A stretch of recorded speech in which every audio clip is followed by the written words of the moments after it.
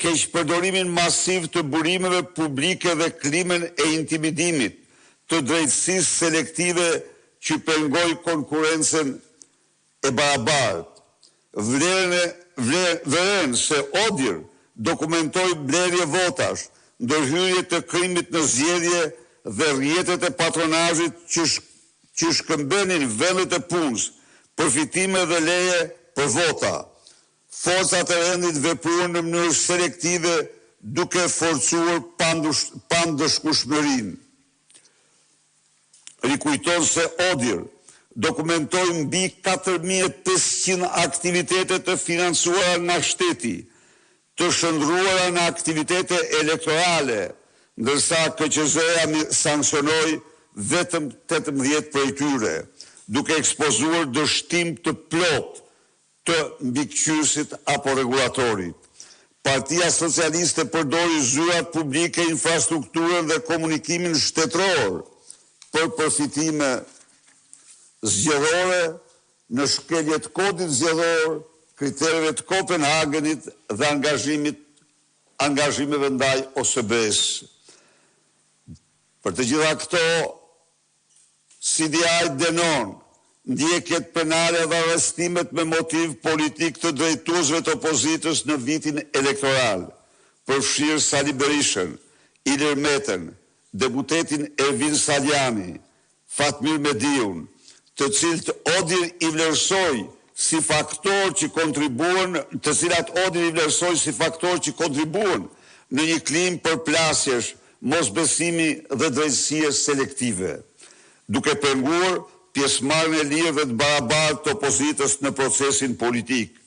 Shpreh shqetësim se ditën e votimit janë regjistruar raste intimidimi, aktivistë të paautorizuar në qendra votime dhe shkeljet shtresisë së votës, ndërsa mbi 90% e medjave ishin në kontrollin e qeverisë. ODIR konkludon se zgjedhjet nuk ishin as të lira dhe as të ndershme, të dominuara nga kontrolli parti shtet, shantazhi dhe ndikimi i krimit në shkeljet dokumentit Kopenhagenit të OSBE-s, standardeve të Komisionit të Venecias dhe nenit 25 të ICCPR. CDI shpreh keqardhje se pavarësisht rekomandimeve të përsëritura të Bashkimit Evropian dhe organizatave ndërkombëtare, Shqipëria ka dështuar të zbatojë rekomandimet kryesore të ODIR-it që prej vitit 2013, duke e mbajtur të pacënuar klimën e pandëshkueshmërisë për krimin zgjedhor dhe se qeveria shqiptare nuk ka adresuar asnjë prej thirrjeve ndërkombëtare të shprehura në 5 rezolutat e mëparshme të CDI, EPP dhe IDU.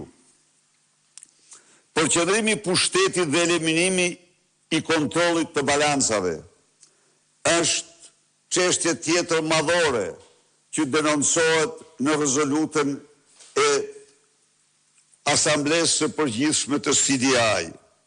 CDI vren se kryeministri dhe Partia Socialiste ushtrojnë kontroll pothuaj total mbi institucionet e shtetit, përfshirë shërbimin civil, gjyqësorin, prokurorinë, institucionet rregullatore dhe mediat publike, duke eliminuar mekanizmat efektiv të mbikëqyrjes dhe llogaridhënies.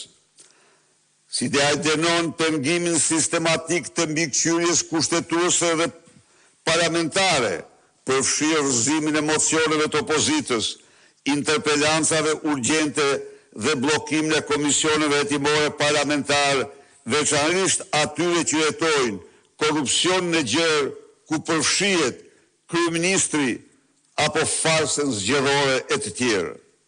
CDI dënon shtypjen e mbikëqyrjes parlamentare, bllokimin e komisioneve hetimore dhe mosbatimin nga ana e ekzekutivit të vendimeve të gjykatës kushtetuese. Vren se indekset e World Justice Project 25 e ndisin Shqipërinë në vendin 87 në rang global, me rezultat veçanërisht të ulët në kufizimin e pushtetit qeveritar, luftën ndaj korrupsionit, duke konfirmuar gjithashtu erozionin e pavarësisë së drejtësisë dhe llogaridhënies. Shpreh keqardhje që reforma e drejtësisë është nënruar në një mekanizëm kontrolli politik dhe të ndjekjes selektive, duke paralizuar gjyqësorin dhe minuar besimin publik në sundimin e ligjit. Pra, i kushtohet, përqendrohet dhe tek degradimi i sistemit drejtësisë dhe thekson se janë mbi 200.000 çështje të pashqyrtuara dhe vonesat e gjata në gjyqësor dhe 1230 ditë për zbardhjen e vendimeve përbëjnë mohimin e drejtësisë për qytetarët shqiptar.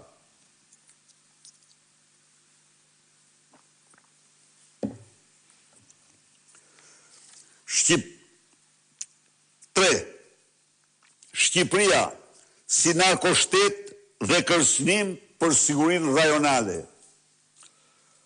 CDI shpreh shqetësim me thellë se Shqipëria është kthyer në një nyje kryesore për trafikun e drogës dhe pastrimin e parave, duke shërbyer si korridor logjistik për kokainën nga Amerika Latine drejt porteve europiane.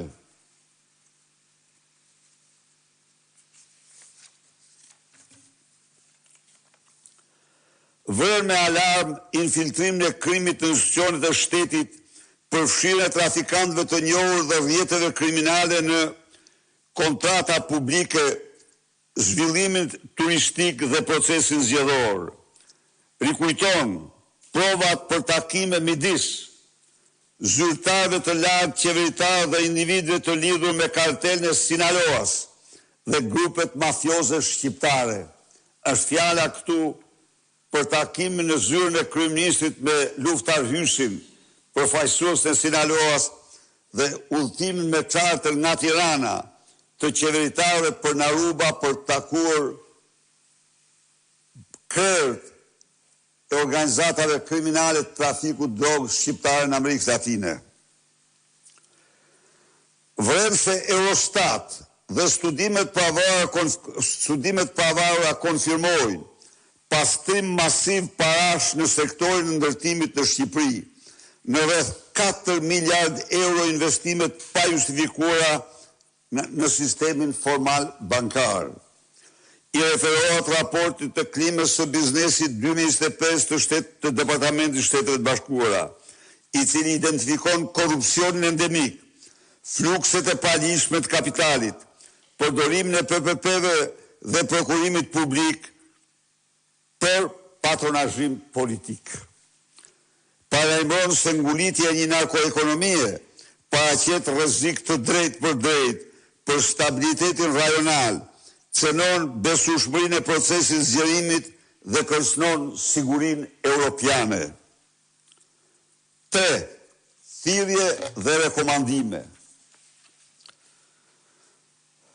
CDI bën thirrje që Bashkimi Evropian, shtetet anëtare dhe partnerët demokratik të sigurojnë që procesi i antarësimit të Shqipërisë në Bashkimin Evropian të mbetet rreptësisht i bazuar në merit, i lidhur me progres të verifikueshëm në sundimin e ligjit, integritetin zgjedhor dhe luftën kundër korrupsionit. Bën thirrje për krijimin e një mekanizmi të pavarur, monitorimi për sundimin e ligjit, lirinë e mediave dhe zgjedhjet në Shqipëri.